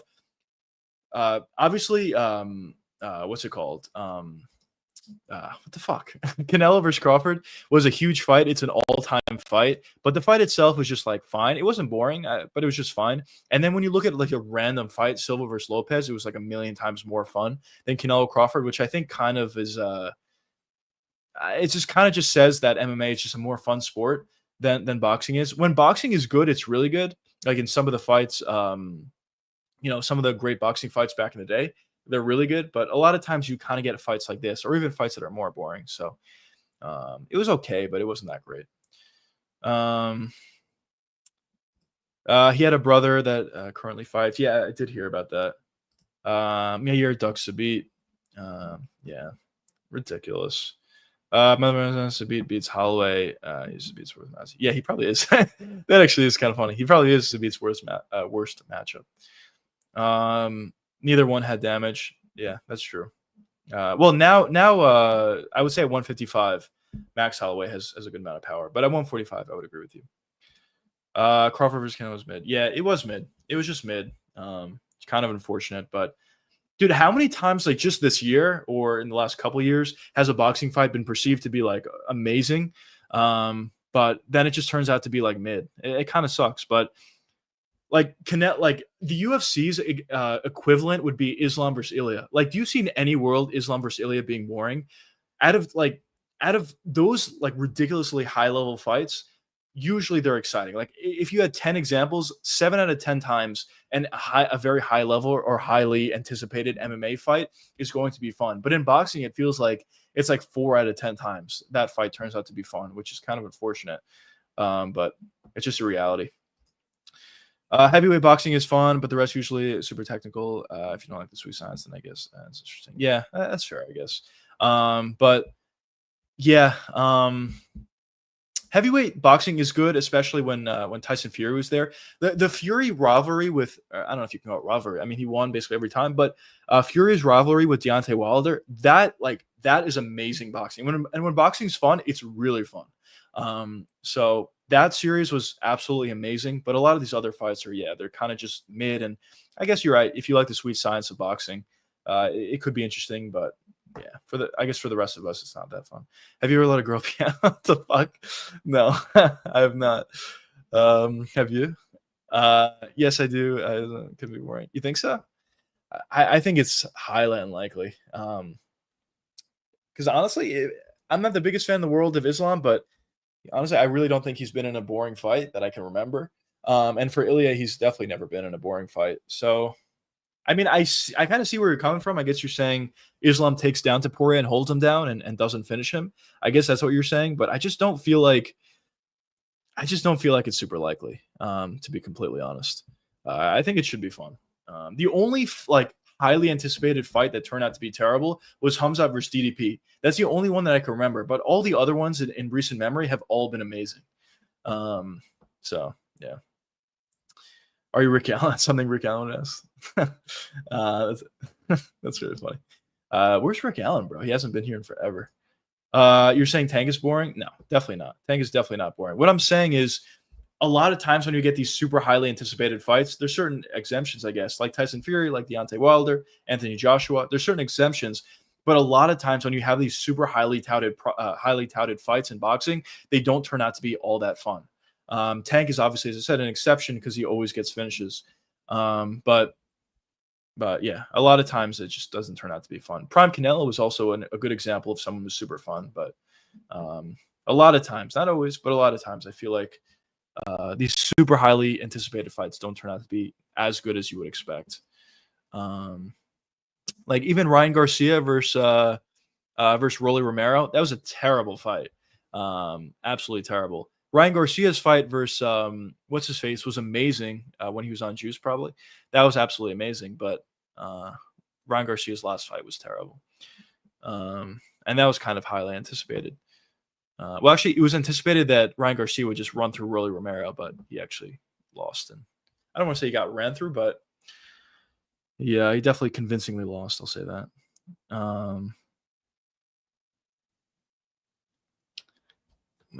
Yeah. No, John Dong. I think it's because of loss of death switch. Yeah, you're right. You are right about that. Yeah, you're definitely right about that. If you lose one time in boxing, you're like seen to be not a good fighter, have no chance to be a champion, and whatever. And that's a big reason for why that you get a lot of these fights where these high level boxers are fighting like guys that are clearly not on their level because they're so scared of losing the O. Not necessarily even saying the fighters themselves are scared of losing the O's, which is probably true, but not even just that. It's the promoters. The promoters don't want their fighters to not be undefeated anymore. So you are right. That is a big part of it. And a lot of times you don't see the best fight the best, but ever since Turki Al-Sheikh, joined or got into boxing, he kind of put the best against the best, and we saw that Canelo Crawford just didn't turn out to be that fun of a fight. It wasn't terrible. It was fine, but yeah, I just think it's just an issue with boxing. I don't know who that is. It was just me trying to be fine. Let's go. Boxing set. What's going on, brother? Welcome to the stream. Yeah. Listen, I'll say this. Boxing, for the most part, is probably not fun, but you will get, on occasions, certain boxing fights that are super fun. As I said, like the Fury fights against Deontay Wilder, like those were super fun. And there's some other examples, Tank fights, as you talked about before in the stream. But yeah, for the most part, boxing fights are not that fun. I think Armin is harder than Islam. Armin is more a pressure wrestler. Yeah, I don't know. I don't know if I would agree, but I see what you're saying. I do think that Armin could be a tough fight for Topuria, but in the end, Armin doesn't have a great chin, and on the feet, he's not terrible, but he's not that great, and I just think Topuria knocks him out on the feet. You may be right, but I don't know. Boxing is dead as fuck. Yeah, I mean, they are putting like together big fights, and the thing about boxing is it does feel huge. I saw the numbers come out afterwards about how many people were watching it. Canelo Crawford is like 44 million or something ridiculous. Like that's insane numbers. But yeah, in terms of boxing being fun, yeah, it's just not on the same level as MMA, at least in my opinion. Probably in the opinion of most people. I love the way Armin took out Dariush. Yeah, with that knee, that was nice. He's super explosive and athletic and powerful, but yeah. Does Patty get a title shot? I mean, honestly, it is possible, but he doesn't deserve it. I'll say that. He definitely doesn't deserve it, but it is possible because it does seem like Arman Tsarukyan is going to fight Dan Hooker, so he's kind of taken up, and there's been some rumors, not rumors, Topuria himself has said it, that he is fighting relatively soon. So maybe it's either going to be Gaethje or Patty. So I guess he has a 50-50 shot at getting the shot, but in my opinion, he doesn't deserve it at all. But maybe he gets it. I think boxing gets a mention. Yes, but that goes for every sport. I guess. I mean, I don't think it's the same. I mean, you're right to a certain extent. There obviously have been boring MMA fights, but I think per capita, MMA is more fun and has less boring fights than boxing does. Of course, there are boring MMA fights. I'm not going to say no. A lot of women's MMA fights are boring, for being honest. And there's also some other fights. Hamzat versus DDP was ridiculously boring. So there definitely are examples of that. But I just think there's more boring boxing fights than there are boring MMA fights, in my opinion. Doubtful, yeah. Boxing is not dead. Boxing is still bigger than MMA. It is bigger than MMA. 100% it's bigger than MMA. I'm just making the argument that I think MMA is more fun to watch than boxing is. But it is bigger. Obviously, they filled out a football arena. And as I just mentioned before, they had 44 million people watching live. I don't think that's ever happened.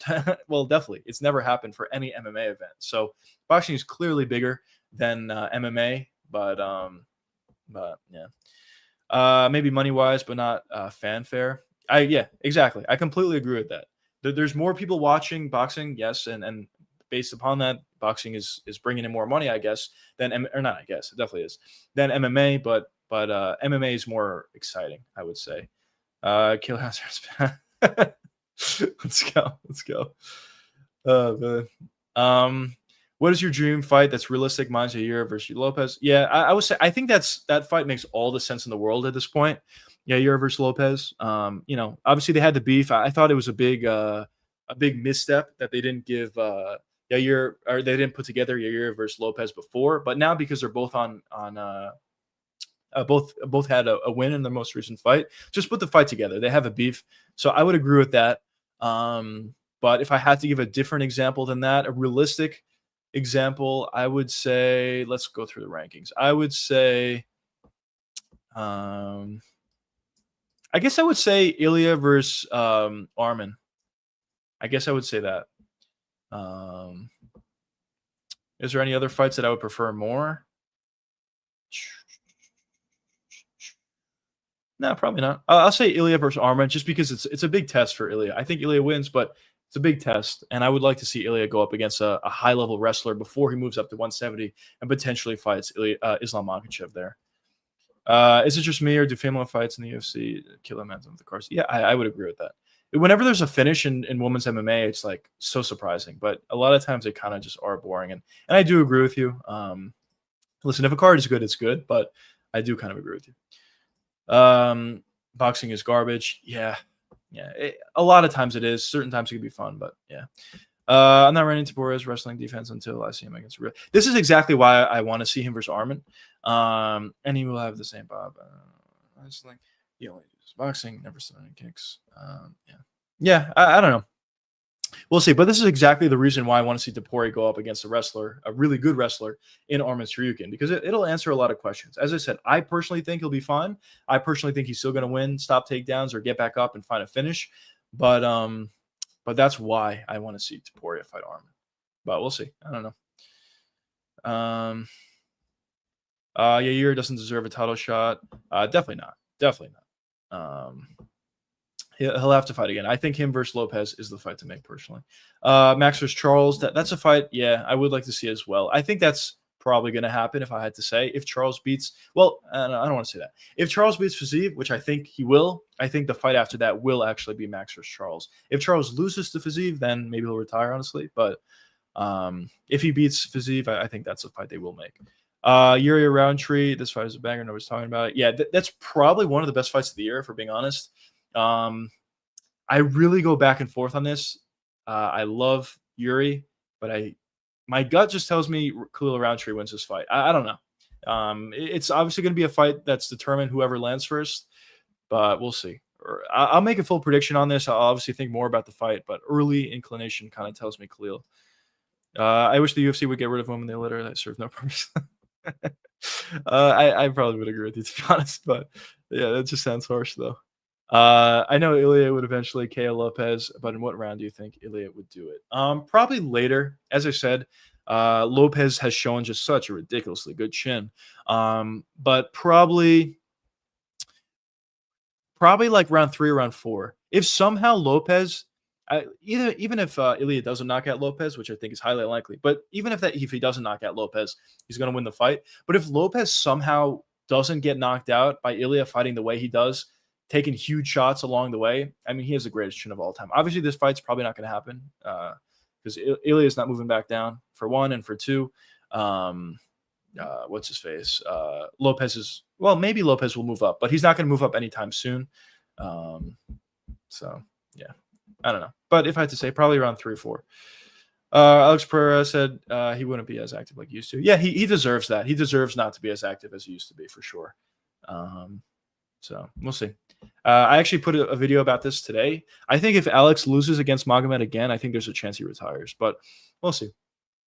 If he wins, I think he'll probably move up to heavyweight, but we'll see. There's a few, but I don't. But I still don't want to watch it. Yeah, I agree with you. I agree with you. Of course not. Yeah. So he's probably going to retire, to be honest. I believe NBA players make more. Yeah, for sure they do. It's not even close. The highest level MMA fighters make like, at least from the UFC, not talking about sponsorships or anything like that, but at least from the UFC, they probably make like max, absolute max, $10 million max. But like for a fight, I guess. So let's say they fight 3 times a year, that's 30 million. And that's like high level. Most guys obviously do not make that. That's like John Jones or Conor McGregor type level. But for the NBA, the highest level players make 60 million a year, 80 million a year, something like that. And normal players just make like, I don't know, 5 million a year. And low level UFC fighters make like nothing. So yeah, it's actually not even close. Second never really confirmed. Even Sean O'Malley said it was on his snap story. Yeah, it's not confirmed. By the way, welcome to the stream, bro. But yeah, it's not confirmed. But there's been a lot of rumors about it between Sean and Song Yadong, and there was actually a video of Sean O'Malley talking about the fight specifically, that he's ready for it in the first half of this, or sorry, in the end of this year or early next year. So I think it's going to happen, but yes, it's not confirmed as of yet, but I think it's going to happen. There's been rumors about it. The fight makes all the sense in the world, and yeah, I think they put it together. Volkanovski, money 10 million, right? I don't know. Honestly, I'm not sure if he makes 10 million a fight. I think if I had to guess, I'd probably say he makes less than that. But I'm not sure. How come years ago the promos felt so much bigger these days? Yeah, you know what it is? Probably in part, it's probably because the UFC was not as big back then, and they were incentivized to put together those great promos in order to build the sport, build the excitement for certain fights. But at this point, because they are a lot bigger than they were, they're kind of, just they're not trying as hard, I guess is what I'm trying to say. They're not trying as hard, and I feel like that's a big reason for it. Hopefully that changes. I really do hope that changes, but I think that's a big reason for why we're not seeing the same level of promos. But I do agree with you. The promos in the past just made fights feel so much bigger and more exciting. I'm going to say that my fighters doesn't deserve it. You think they don't deserve $1 million? Deserve $1 million? I don't know. I mean, listen, the top level UFC fighters definitely bring in a lot of money, so probably they. In my opinion, I think probably they do deserve it. Right now for what? For Volkanovski making 10 million? I don't know. I'm not sure. I honestly, I think he probably makes less than that, but I'm not sure. I looked up John Jones to be worth 10 million, which I believe is a lie. Yeah, he's definitely worth more than that. I'm pretty sure he's made 10 million a fight multiple times. But yeah, I don't know. Money. Yeah. Wait, what are you talking about? Volkanovski? John Jones is at least worth a good 30 million. Yeah, I would agree with that.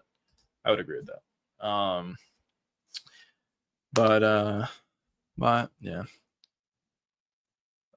Who headlines the White House? I don't know. I think Connor. Does Connor headline the White House? I don't know. It is a little far out, so it's hard to tell. But it's got to be like John Jones or Connor. And I know Dana said he doesn't trust John Jones to headline it, so maybe it'll be Connor. I don't know. I'm not sure who's going to headline it. Outside of that, the reason why Connor makes sense is because he's a huge star for one, and for two, he'll probably fight Chandler, who's an American. It's kind of a ridiculous fight for Chandler to be a headliner for a huge card like that, but maybe they do that. And then for John Jones, it makes sense because he's like the only guy that can be fighting for the belt as an American. Everybody else just can't. There's really not a lot of really good American fighters at this point, which is unfortunate. And I don't think there's any American fighters that are that close to fighting for the belt. Maybe you could say Sean Brady, but I don't think, JDM versus Sean Brady is a headliner of a White House kind of card. I don't think that fight is nearly big enough for that sort of a card. So I don't know. Because of the limited options, I think it's either going to be Connor or John Jones. Best era in MMA right now. Yeah, I would agree with that. There's a lot of really good fighters. Unreliable, yeah, for John Jones, yeah. I see Rampage is worth 5 million, which I also don't believe is accurate. Yeah, maybe not. Honestly, I have no idea. But yeah, maybe not. He's obviously streaming. He's probably making some good money at this point with some brand deals and streams in general with donos and whatnot. So yeah, Rampage is probably doing pretty well. Baseball cat, let's go. Let's go, John. He asked, oh, what is the best era in MMA? I said right now. Oh, okay. Did I miss that? Oh, okay. Maybe I missed that. But yeah, I would agree with that though. It's got to be. I mean, it's kind of true with sports in general. I mean, not necessarily like every sport is the best right now. Not necessarily true, but for the most part, obviously, as time progresses, players in sports, fighters and MMA specifically, they get better over time, and usually, like the current level of the UFC or the NBA or whatever is probably going to be maybe not the best era all the time, but for the most part, I feel like it is. And for the UFC specifically, I think the best era is right now, as the fighters are just the best they've ever been. And yeah. And yeah. But yeah, folks, chat. Oh man, that's actually unbelievable. This football game's an absolute disaster. It's honestly insane, bro. There was 24 points scored in the first half, and there's been 3 scored in the second. That's insane. So unfortunate. What era did you start watching the UFC? Not too long ago, to be honest. I started watching MMA, UFC specifically, in probably like 2019 or like during COVID, like around that time. I have watched some fights prior to that, but for the most part, I really started to become a hardcore fan around that time. So yeah, not that long ago. But ever since then, I've been watching all the cards, even the terrible cards, and yeah, it's just been fun. I've definitely been a hardcore MMA fan for some time at this point. Does LeBron suck at basketball? I don't follow. No, he doesn't suck. He's definitely really good. I'm not that big of a fan of LeBron either, to be honest. But he's definitely really good. I would say he's probably like the second greatest player of all time. MJ is probably number 1, in my opinion. But yeah, but he definitely is good though.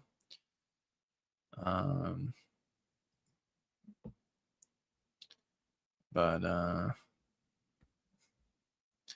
yeah, fellas. Definitely some good stuff though coming up. For show. Should be good. Definitely was pretty cool hopping on stream and talking to you boys about Jean Silva. I know a lot of people probably wanted to talk about that fight because I was super confident going into it that Jean was going to win. Obviously, he didn't win. He got finished even. But yeah, that fight was great. We'll see what happens going forward. I'll have videos continuing to come out. Oh, it does his son. Okay, I'm sorry. I read it wrong. I read it wrong. Yeah, Bronny does suck. Yes, he does. Bronny does suck.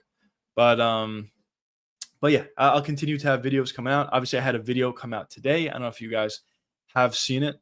But it's actually a video on the PFL. I have criticized the PFL up. If you guys are interested in that video, talking positively about the PFL, be sure to check that out. I'll have another video coming out on Wednesday and another one coming out on Friday. So be sure to check all that out. Kobe is better than Braun, in my opinion. I don't know. I guess I don't know. Maybe you can make the argument, but in my opinion, I think it's MJ, LeBron, and then I don't know. I actually don't know who number 3 is, but I think the top 2 are MJ and LeBron.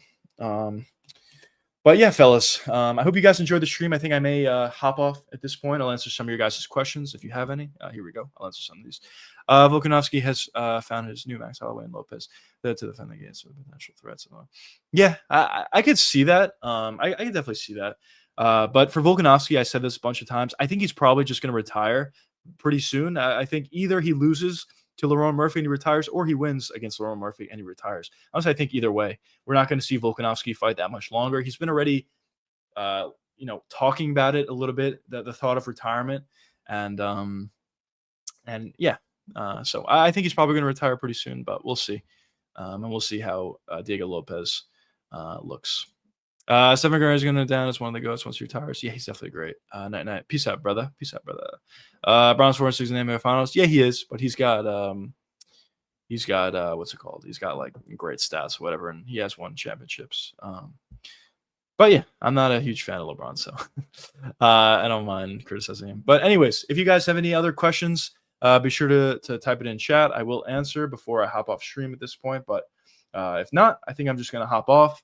I appreciate everybody for joining the stream. I will be doing another stream tomorrow, 8 p.m. Eastern time. We'll be doing a little bit of a watch along for the Dana White Contender Series, and I'll be doing streams throughout the week. But yeah. Thanks so much once again. I just wanted to thank all you guys that joined, became members once again. So thank you so much. And until tomorrow, peace out, fellas.